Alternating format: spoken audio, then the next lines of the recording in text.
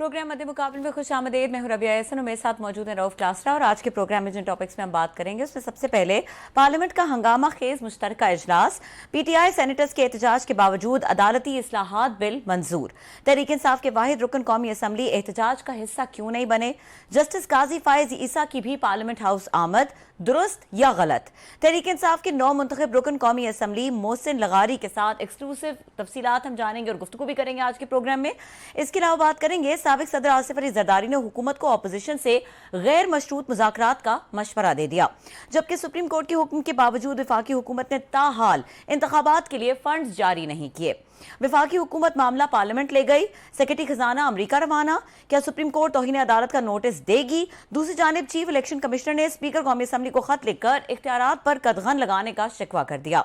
तफसीलात आज के प्रोग्राम में शामिल करेंगे। इसके अलावा बात करेंगे फ्रांस से पीएचडी IBA सक्खर के प्रोफेसर अजमल सावंत का सफ़ाकाना कत्ल, FIR दर्ज होने के बावजूद मुल्जिमान पुलिस की गिरफ्त से बाहर, सिंध में लाकानूनियत इंतहा को पहुंच गई। अजमल सावंत को कत्ल की असल वजह क्या बनी? सहाफी मोहसिन बब्बर हमारे साथ मौजूद होंगे, इस हवाले से उनसे एक्सक्लूसिव गुफ्तगू करेंगे। हमारे साथ मौजूद हैं PTI के नौ मुंतखब MNA है जामपुर से मोहसिन लगारी साहब, उनको वेलकम करेंगे शो पे। अस्सलाम वालेकुम सर। वालेकुम अस्सलाम।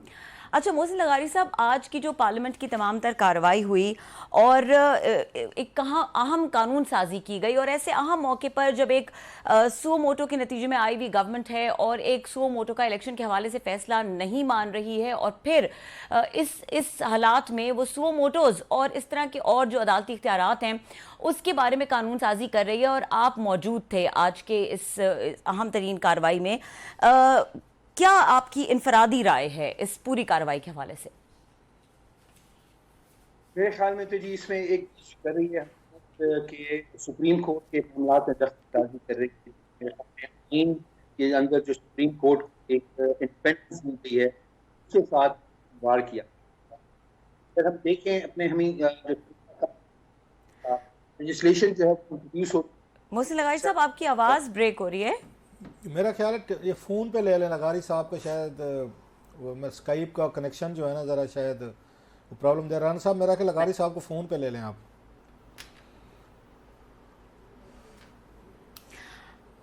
जी मोहसिन लगारी साहब को हम फ़ोन पे लेते हैं। क्लास साहब इन द मीनवाइल जी क्लास साहब इन द मीनवाइल बताइएगा कि ये जो आज का अहम तरीन दिन है, वैसे तो मोहसिन लगारी साहब को इसका जवाब देना चाहिए क्योंकि एक और भी बड़ी अहम ऑब्जर्वेशन है इस हवाले से आज काफ़ी, लेकिन एक सवाल मेरे जहन में आ रहा था, अगर आज PTI होती तो ये कानून साजी असेंबली में, तो ये कानून साजी बल्कि पूरी PTI इस वक्त जो है मुझे नहीं पता, जो मैं एक बंदा सिंगल आउट करके पूछना पड़ रहा है एहतजाज क्यों नहीं, तो मतलब है आप ये देखें कि एक अगर कोई सेनर एलिमेंट, कोई पढ़ा लिखा समझदार बंदा इलेक्शन जीत के पार्लियामेंट में पहुंच गया है, जो सोबर है, मतलब इनकी मोहसिन लगारी साहब की जो रेपुटेशन है, उनको जानते 6 साल सेनेटर रहे हैं, फिर MNA हैं, वजीर रहे हैं, मतलब उनकी हमेशा फाइनेंशियल इंटेग्रिटी हो, उनकी रेपुटेशन हो, लगारी साहब की बड़ी अच्छी रही है।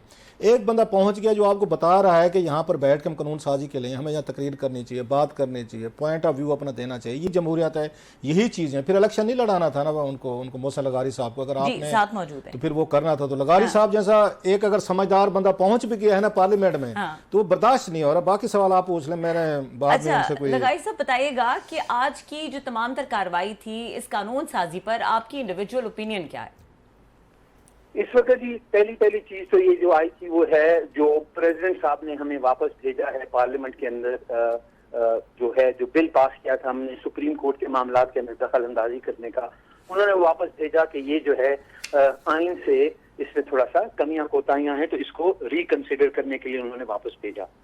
तो मैं तो सदर साहब की इस बात से बिल्कुल अग्री करता हूँ कि ये जो हमने दखल अंदाजी की थी सुप्रीम कोर्ट की, ये मामला के अंदर ये हमारे दायरे इख्तियार में ही नहीं है। मेरे बहुत से दोस्त ये बातें बहस करते हैं कि पार्लियामेंट सुप्रीम है, बिल्कुल पार्लियामेंट सुप्रीम है, लेकिन किस हद तक सुप्रीम है? उस हद तक सुप्रीम है कि जब वो अपने बनाए हुए आइन और कानून के मुताबिक रहे। आइन और कानून बनाती जो है वो पार्लियामेंट है, और फिर वो उसी आइन और कानून की मातहत हो जाती है, उसी के सबसर्विएंट होकर फिर वो चल सकती है। वो उस आइन और कानून से मारवा नहीं हो सकती कि भाई मैं पार्लियामेंट हूं तो मैं कानून को तोड़ सकती हूँ, मैंने ये कानून बनाया है। इस तरह नहीं होता। अगर आपको कानून के अंदर कोई चीज कमी कोताही लगती है तो कानून को अमेंड करते हैं, उसकी अमेंडमेंट की ताकत आपके पास है, लेकिन उसके खिलाफ जाने की आपके पास ताकत नहीं है। ये एक एस्टैब्लिश्ड प्रिंसिपल है जहाँ पे सुप्रीम कोर्ट को एक ओवरसाइट का एक इख्तियार दिया गया है। इसी तरह सदर साहब ने जो भेजा है, उन्होंने यही कहा है कि ये जो आइन की जो रिक्वायरमेंट है उसके मुताबिक ये नहीं चलता। अगर हम देखें लेजिस्लेशन का, जो लेजिस्लेटिव प्रोसेस का जो हमारा कॉन्स्टिट्यूशन है, वो पहले रेफर करता है लेजिस्लेटिव प्रोसीजर क्या होगा। तो वो कहता है कि bill with respect to any matter in the federal legislative list may originate in the either houses and it shall be passed by the. अच्छा, अब जो है आर्टिकल 70 जो है वो कहता है कि जो चीज फेडरल लेजिस्लेटिव लिस्ट में है वो ओरिजिनेट होगी दोनों हाउसेज में से किसी में भी ये ओरिजिनेट हो सकती है। अच्छा, जब ये ओरिजिनेट होगी वहां से, फेडरल लेजिस्लेटिव लिस्ट क्या है? फेडरल लेजिस्लेटिव लिस्ट में जब आकर हम जाके देखते हैं तो उस पे 55 नंबर पे, नंबर 55 पे वो कहता है jurisdiction and powers of all courts except the Supreme Court with respect to any matters in the list। तो सुप्रीम कोर्ट को जो फेडरल लेजिस्लेटिव लिस्ट है वो भी ये इन मामलात से आजाद करती है। वो पार्लियामेंट के दायरा इख्तियार से सुप्रीम कोर्ट को खुद ही हमारा आइन जो है उसको वो करता है। तो सुप्रीम कोर्ट ने किस तरह अपने आप को गवर्न करना है, वो आर्टिकल 191 है जो सुप्रीम कोर्ट का जो कहता है कि वो अपने मामलात जो है खुद सुप्रीम कोर्ट देखेगा कि उसके बारे में वो लेजिस्लेशन करेगा। मैं 1 मिनट उसको निकाल के आपको वो भी मैं आपको पढ़ के बता देता हूं ताकि तो बात वाजे हो जाए। 191 subject to the constitution the supreme court may make rules regulating the practices and procedures of the court. तो सुप्रीम कोर्ट ने अपने बारे में रेगुलेट करने के प्रैक्टिस एंड प्रोसीजर्स को खुद सुप्रीम कोर्ट ने गवर्न करना है।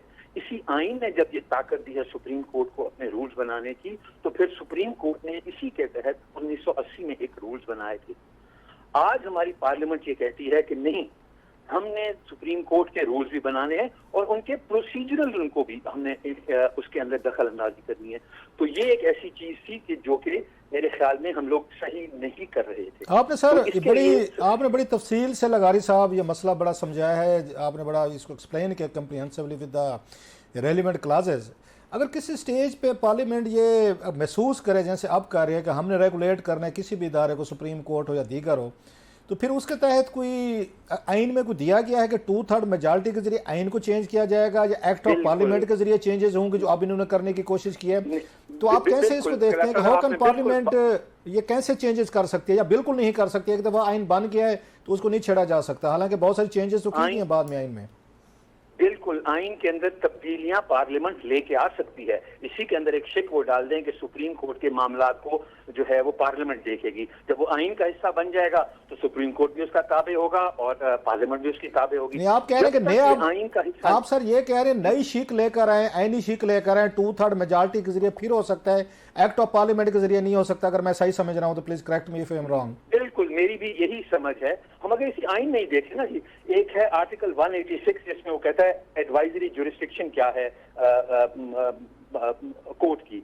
ये मेरा तो ख्याल है अगर सदर साहब ये इसको रेफर बजाय इसके के वापस भेजते असेंबली के अंदर, इसको अगर वो देते कोर्ट के पास, आर्टिकल 186 ऑफ द कॉन्स्टिट्यूशन ये कहता है if at any time the president consider that it is desirable to maintain to obtain the opinion of the supreme court on any question of law which he considers of public importance, he may refer the question to the Supreme Court for consideration. The Supreme Court shall consider a question so referred and report his opinion on the question to the President.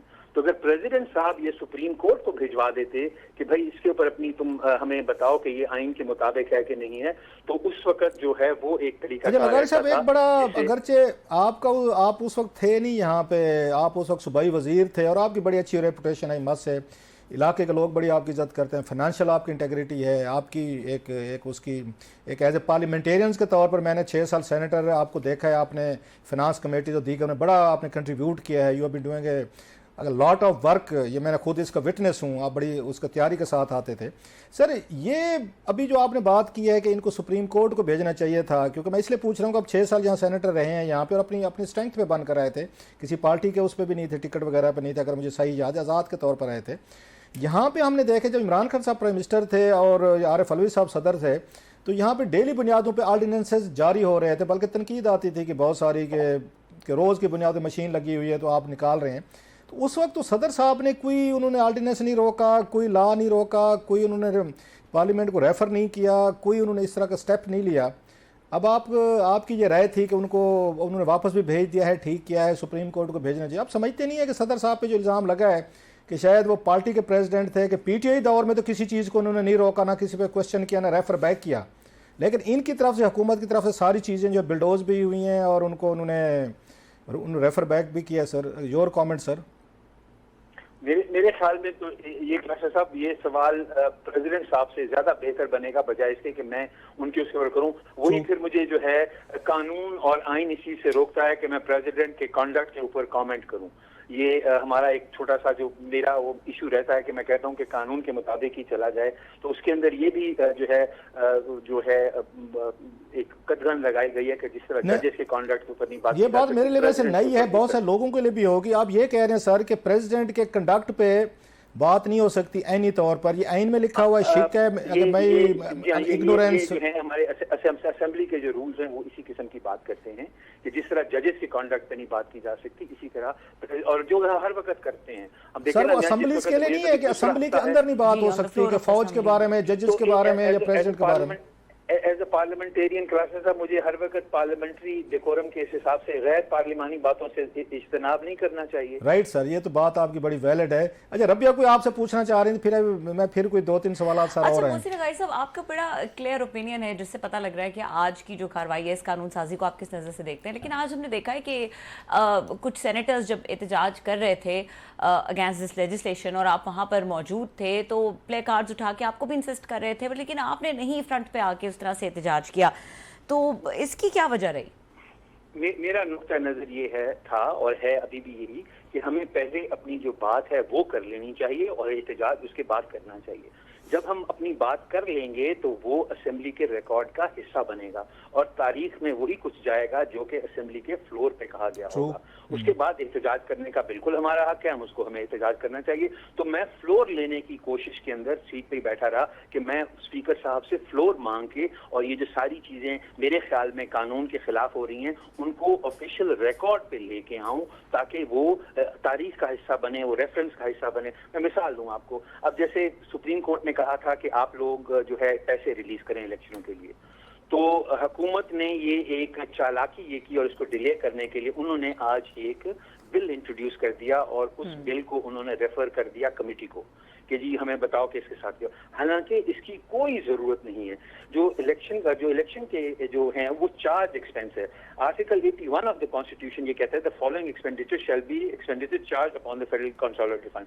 Charge expenses वो होते हैं जिनके ऊपर voting नहीं होती। मिसाल के तौर पर आगे वो लिखता है द जजेस of the supreme court, the chief election commissioner, chairman and deputy chairman, the speaker of the deputy speaker of the assembly, auditor general, the administrative expenses including payable to the officers and servants of the supreme court, Islamabad High Court, Department of Auditor General, the Office of the Chief Election Commissioner and of the Election Commission Secretaries and the Senate।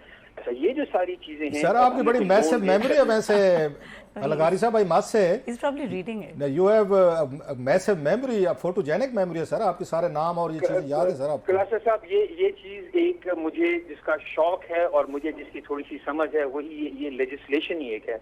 हमारा जो सबसे बड़ा मसला कई दफा ये हो जाता है कि मेरे जो कॉलीग्स हैं वो अपनी जो लेजिस्लेटिव ड्यूटीज हैं उनको समझते नहीं हैं या उसको वो अहमियत नहीं देते, जिसकी वजह या उनमें कैपेसिटी नहीं है। हम ये कह सकते हैं कैपेसिटी नहीं है समझने की कि कौन मेहनत करे, कौन दिमाग लगाए। मेरे भाई सब में होती है, तवज्जो देने की बात होती है कि हम उसको कितनी तवज्जो देते हैं। अब ये जो सप्लीमेंट्री जो ग्रांट्स होती हैं, मुझे तो 22 साल हो गए, 22 साल हो गए असेंबली के अंदर, आज तक कभी सप्लीमेंट्री ग्रांट्स जो हैं किसी कमेटी के थ्रू अप्रूव होके नहीं आई।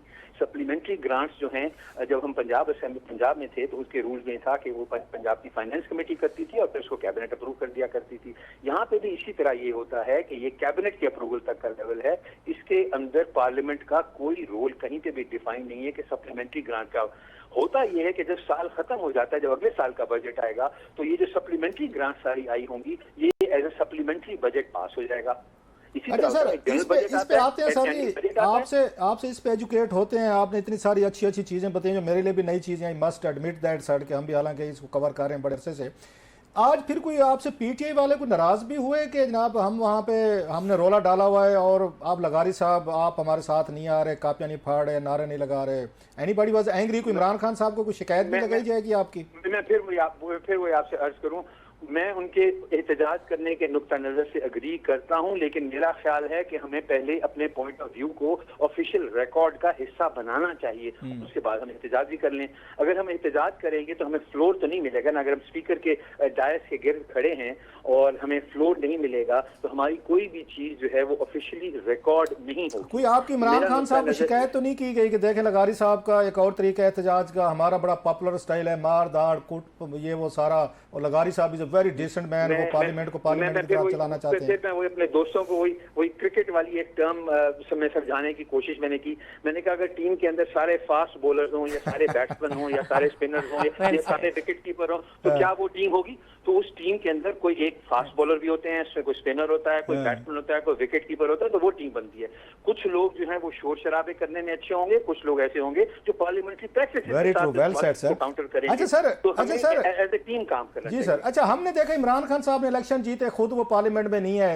आप एक्सेप्शनल एक केस हैं कि आपने मतलब इलेक्शन जीत कर आए, हलफ लिया, पार्लियामेंट की उस प्रोसीडिंग में बैठते हैं, कोई पार्टी की तरफ से ही आपको हिदायत है या खुद आपने पार्टी को कायल कर लिया है कि नहीं आप मेरा यहाँ पर ये होना जरूरी है? मैंने ये बात पूछी थी, उन्होंने मुझसे कहा था कि बिल्कुल तुम जाके ओथ लो। सिर्फ मैं नहीं हूँ, हमारे 4-5 लोग ऐसे हैं जो भी नए आए हैं, क्योंकि हम लोग तो जो बाद में आए हैं मेरे साथ ही बैठते हैं। अगर आप देखें मेरे साथ मौलवी महमूद साहब बैठते हैं, कराची से वो इलेक्ट होके हैं, मेरे साथ वाली सीट पे बैठते हैं। मेरी आपने कभी अगर हमारी को वीडियो वगैरह देखी तो उनकी भी मेरी तरह छोटी छोटी सफेद दाढ़ी है, मेरी साथ वाली सीट पे बैठते हैं, वो भी हैं। इसी तरह हमारे खैबर पख्तूनख्वा से हमारे 3 मेंबर्स हैं जो भी इलेक्ट होके आए हैं, साले मोहम्मद साहब हैं, और इस तरह और मेरे ज़हन से बाकी 2 का नाम इस वक्त निकल रहा है क्योंकि अभी नई शनासाई हुई है, इतनी दोस्ती फ्रैंकनेस नहीं हुई।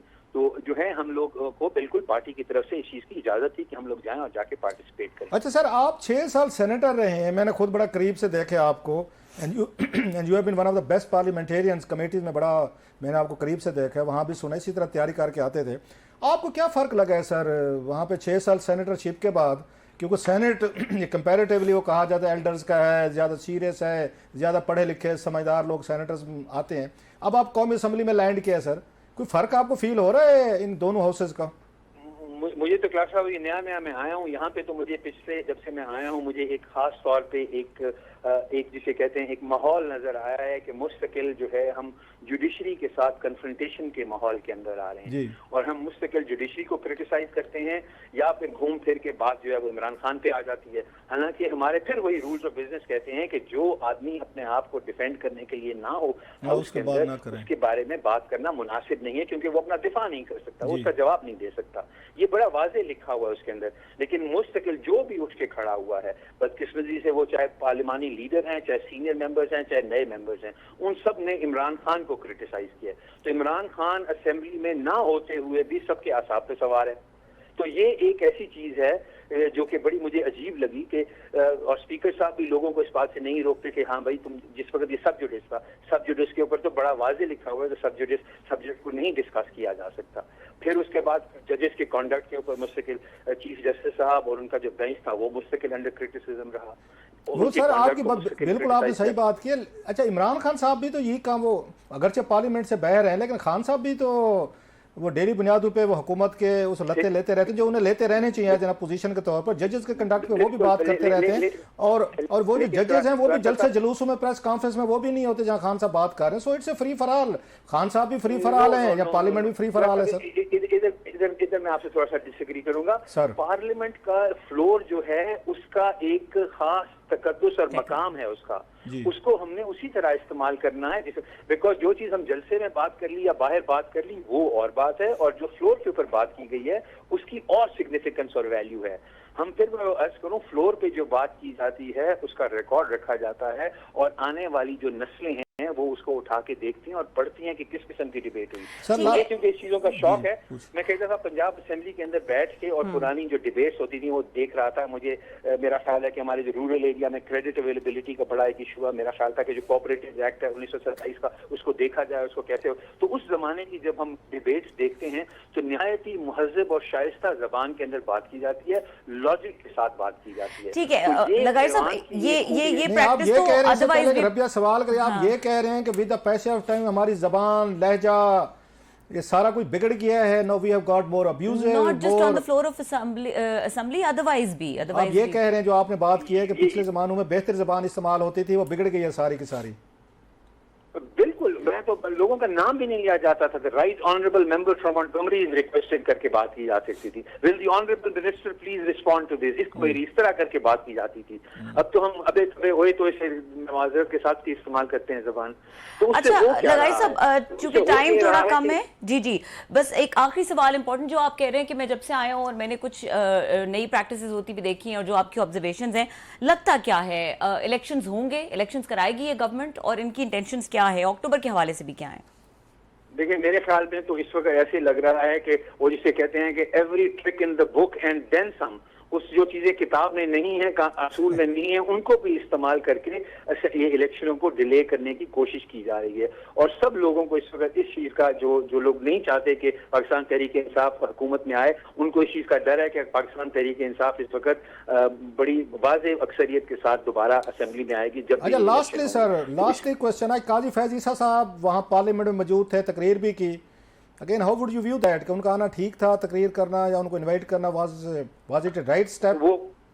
वो काजी साहब ने खुद फिर अपने, अगर आपने सुना तो उन्होंने उसकी सफाई पेश की थी कि उनका तो ख्याल था कि यहाँ पे कॉन्स्टिट्यूशन के ऊपर बातें होंगी और सियासी गुफ्तगू नहीं होगी। तो उन्होंने कहा कि वो इस सियासी गुफ्तगू के साथ वो मतलब कंफर्टेबल नहीं थे कि जो वहाँ पे हुआ। तो उनको ये बोला, आज जो फंक्शन था ना जी, वो फंक्शन था कॉन्स्टिट्यूशन के 50 साल के बारे में। तो उसके अंदर मैं भी फ्लोर मांगता रहा, मैं भी कोशिश करता कि समझाने की कोशिश करता कि कॉन्स्टिट्यूशन कैसे सुप्रीम है और क्या कॉन्स्टिट्यूशन की वो है। लेकिन स्पीकर साहब ने प्राइम मिनिस्टर साहब को टाइम दिया, फिर उन्होंने बिलावल भुट्टो साहब को, जरदारी साहब को टाइम दिया, फिर जरदारी साहब को टाइम दिया, और फिर उन्होंने असद रहमान साहब को टाइम दिया, बाकी किसी को टाइम ही नहीं दिया। तो हम वहां पे भी किसी तरीके से अपोजिशन को भूल गए। हम ये भूल जाते हैं कि जमहूरियत का हुस्न ये है कि उसमें अपोजिशन को भी अहमियत दी जाती है और उसका नुक्ता नजर भी लिया जाता है। लेकिन हम शायद कई दफा ये इस चीज को जरा इग्नोर। बहुत शुक्रिया सर, आपने कितना इतना खूबसूरत तरीके से आपने किया, हालांकि आप थोड़े से शर्माए हुए थे। मैंने बड़ी आपसे रिक्वेस्ट की, यू आर वेरी काइंड, मेरी रिक्वेस्ट पे, मेरी हुज्जत पे आप तशरीफ लाए हैं, तो आपने बड़ी खूबसूरत गुफ्तगू किया sir, thank you very much, बहुत शुक्रिया आपका। हमारे साथ मोहसिन लगाई साहब एक्सक्लूसिव गुफ्तगू कर रहे थे और यहाँ पे वक्त हुआ है ब्रेक का। ब्रेक के बाद डिस्कशन को कंटिन्यू करेंगे। आज जो जरदारी साहब ने बात की है, इसके अलावा बिलावल भुट्टो ने बात की, उसके ऊपर भी बात करने की कोशिश करेंगे। और ये जो प्रोफेसर अजमल सावंत साहब का मामला है, इस पर हमारे साथ सीनियर सहाफ़ी मौजूद होंगे, मोहसिन बब्बर साहब, उनसे ज़रा डिटेल्स जानेंगे कि ये वाक़या क्या है। हमारे साथ रहिए।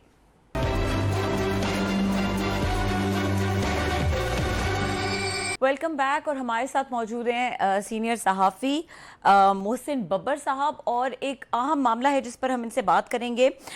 अजमल सावंत साहब फ्रांस से पीएचडी करने के बाद सक्खर के आईबीए इंस्टीट्यूट में पढ़ा रहे थे, एक मामूली सी तनख्वाह पर उनका सफाकाना कत्ल हुआ। ये क्या मामला है? एफआईआर इसकी दर्ज हो चुकी है, लेकिन अभी तक कोई इस एफआईआर पे हमने कार्रवाई नहीं देखी। बताइएगा मोहसिन बब्बर साहब, इसकी क्या डिटेल्स हैं, बैकग्राउंड क्या है?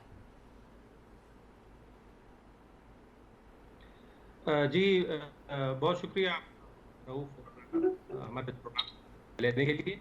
मैं जरा कर दूं जी, आज पांचवा दिन, 4 दिन गुजरे, 5वां दिन अभी तक भी नॉमिनेटेड जो हैं उनमें से एक भी गिरफ्तार है कि एक पुलिस इंस्पेक्टर। मोहसिन, आपकी आवाज़ थोड़ी सी वो टूट रही है, कोई अगर आप अपना उस कनेक्शन के करीब हो जाए, यहाँ पे वाईफाई अगर आपका है, थोड़ा सा ब्रेक हो रहा है सर। जी जी, अब देखिए आवाज़ अगर बेहतर आ रही है तो मैं कंटिन्यू कर सकता हूं। या तो आपको या तो फ़ोन पे ले लें सर, क्योंकि your voice is breaking sir. ले लें तो बेहतर है सर। राना साहब ज़रा फ़ोन पे लीजिएगा मोहसिन भाई को, ताकि बात पूरी क्लियर कर सकें वो।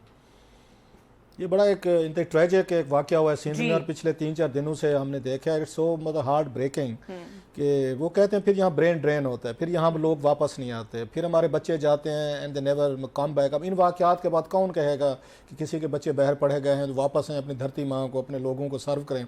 जो फ्रांस में जिसने वो बताया जा रहा है आर्टिफिशियल इंटेलिजेंस में, इन चीज़ों में वो पढ़ के आया था, बड़ी अच्छी नौकरियाँ थी बाहर, वो छोड़ के आया कि नहीं यार कि मैं अपने सिंध में जाऊँगा, अपने गाँव इलाके या अपने शहर या अपना सूबा मुल्क उसको साथ मौजूद हैं। जी मोहसिन से, जी मोहसिन भाई। मोहसिन बब्बर साहब, आप इसका बता रहे थे बैकग्राउंड।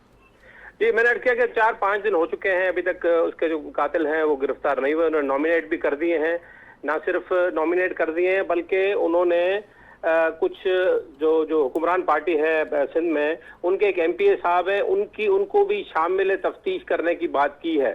सच उन्होंने नामजद तो नहीं किया, क्योंकि सिंध में अब ये जो अपर सिंध है, राउत साहब जानते हैं इस इलाके को, ये जरा ट्राइबल बेल्ट है और यहाँ पर कोई भी क्लैशेज हो जाए, क्योंकि सैकड़ों लोग इस साल भी, पिछले साल और इस साल भी सैकड़ों लोग कबीलाई जो ये कबीलों के आपस में तकरार होते हैं इसमें मारे जाते हैं। अच्छा मोहसिन भाई, पहले हम चाहेंगे, मेरा ख्याल व्यूअर चाहेगा, हम भी चाहेंगे कि जरा उनका कोई बैकग्राउंड बताएंगे। जिन सावंत साहब को कत्ल किया गया है, कौन थे, क्या उनका बैकग्राउंड था, फ्रांस से वापस आए, अब तक तो हम पढ़ ही रहे हैं आप, क्योंकि वो आप खुद सिंध से इन चीज़ों को जानते हैं, पूरी जरा हमें थोड़ा सा बैकग्राउंड दीजिएगा इस पूरे इशू का। ये रऊफ साहब, ये प्रोफेसर अजमल सावन, एक सावन ट्राइब है, कनकोट डिस्ट्रिक्ट में है, वहां से एक ताल्लुक है उनका, और ट्राइबल एक फैमिली थी, लेकिन इन फैमिली ने सखर आके सकूनत इख्तियार की due to these tribal clashes, जो ट्राइबल क्लैशेस वहां पर हैं। उसके बाद ये पढ़ने चले गए फ्रांस, यहाँ से उन्होंने मेहरान से मास्टर्स किया।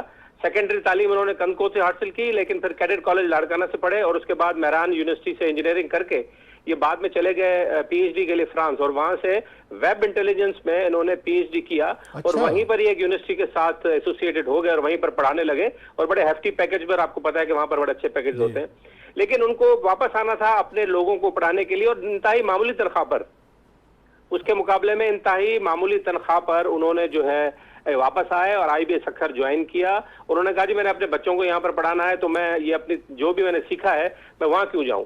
लेकिन वो यहाँ पर IBA सखर में पढ़ाने लगे और सखर में ही सेटल हो गए। लेकिन बाद में ये जो उनकी आबाई जमीन भी है कनकोट के उस इलाके में, जहाँ पर 100 एकड़ उनकी जमीन थी, जिस पर वो रेगुलरली एक हफ्ता 2 हफ्ते बाद जाया करते थे। लेकिन वहां का आपको पता है कि ट्राइबल सिस्टम है इस इलाके में, वहां पर जो बड़े बड़े सरदार हैं वो नीचे से लोगों को ऊपर नहीं आने देते। अगर कोई, ज़ाहिर बहुत बड़े प्रोफेसर बन गए थे और ये बहुत एक वेब इंटेलिजेंस में इनका नाम हो गया था, तो इलाके में ये लोग बर्दाश्त नहीं करते इस किस्म के लोगों को। तो फिर एक तकरार वहां पर चला, और उसके बाद इनसे कोई 20 लाख रुपए का भत्ता भी मांगा गया, जो कि FIR में दर्ज भी है। अच्छा जी हाँ, और इस FIR में एक इंस्पेक्टर साहब भी अपना, उनका भी नाम आ रहा है, उनका भी नाम दिया गया है।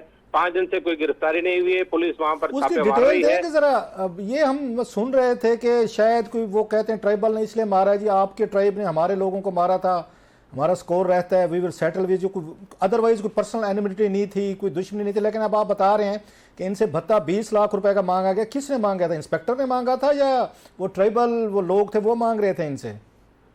राहु भाई, ये जो सारा कच्चे का इलाका है, ये पिछले 15 साल में बहुत मजबूत हुआ है। ये पिछले 15 साल जो पीपल्स पार्टी की हुकूमत यहाँ पर रही है, ये हमें 50 साल पीछे ले गई है, और हम उसी ट्राइबल सिस्टम को जो बेहतर होना था, हमें उम्मीद की जा रही थी कि बिलावल भुट्टो जैसा लिबरल और रोशन ख्याल लीडर आएगा और इस इलाके में कुछ बेहतरी आएगी, लेकिन कोई बेहतरी नहीं आई। आज भी लाकानूनियत की हालत यह है कि वहां पर अगवा पर तावान, कत्ल, और इस इलाके मुकम्मल तौर पर शिकारपुर और कंदकोट के इलाके नोगो एरिया बने हुए हैं, जहाँ पर एक इंडस्ट्री है, वहां पर एक इंडस्ट्री है बाकायदा, जहाँ पर आप हैरान होंगे कि वहां पर SHOs जो हैं थानों के, वो ये जो डाकू हैं ये रखवाते हैं, और ये सरदार जो ये सारा पथारीदारी करते हैं वहां पर ये लोग रखवाते हैं, और पुलिस उनको 5 से 10 लाख रुपए महीना इन थानों की उनको भत्ता देती है।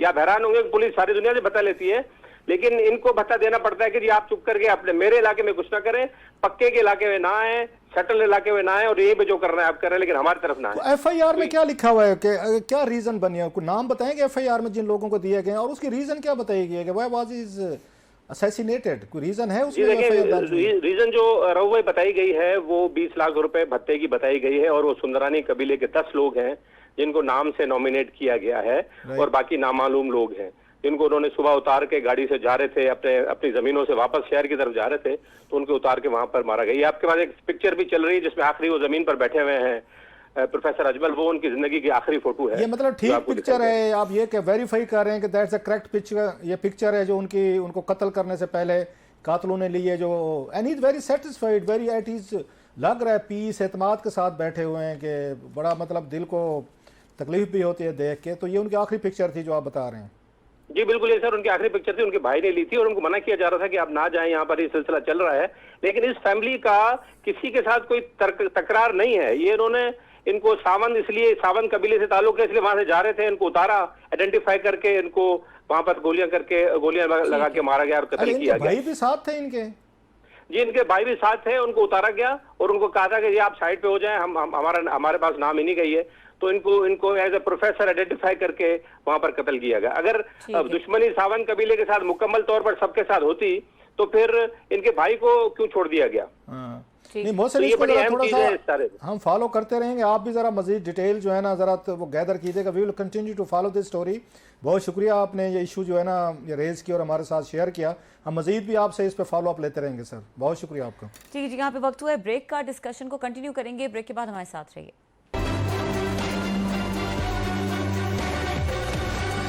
Welcome back. क्लास साहब, मोहसिन बब्बर साहब ने जो डिटेल्स बताई इस वाकये की, आपको क्या लगता है मामला, और यहाँ इसमें इंसाफ मिलने की कितनी उम्मीद है? इंसाफ जो मिलना हो, जिस फैमिली की इतनी बड़ी तबाही बर्बादी हो जाए, जिनका एक बच्चा जिसको भेजा उन पेरेंट्स ने फ्रांस गया, पीएचडी भी, ये तो पाकिस्तान में दुकान खुली हुई है ना पीएचडी के, हर दूसरा तीसरा जो है रोज़ आपको पीएचडी मिलता है। डॉक्टरों को तो भरमार है यहाँ पे, मतलब बैरून मुल्क में या यूरोप में, अमेरिका या ब्रिटेन में या किसी और मुल्क में कोई वहाँ पीएचडी करना कोई आसान काम है। वेब जो इंटेलिजेंस में करना, मैं ऐसे लोग तो एसेट होते हैं। ऐसे लोग किसी मुआशरे का एक कलेक्टिव एसेट होते हैं। और एक बंदा अपने वतन की धरती की मोहब्बत में वापस आ रहा है कि चलें जी मैं यहीं पे इसमें पढ़ाऊंगा, मजीद स्टूडेंट्स को करूंगा, उस पे तो आप उसको इतने बड़े ब्रेन को फिर कहते हैं वही वाली बात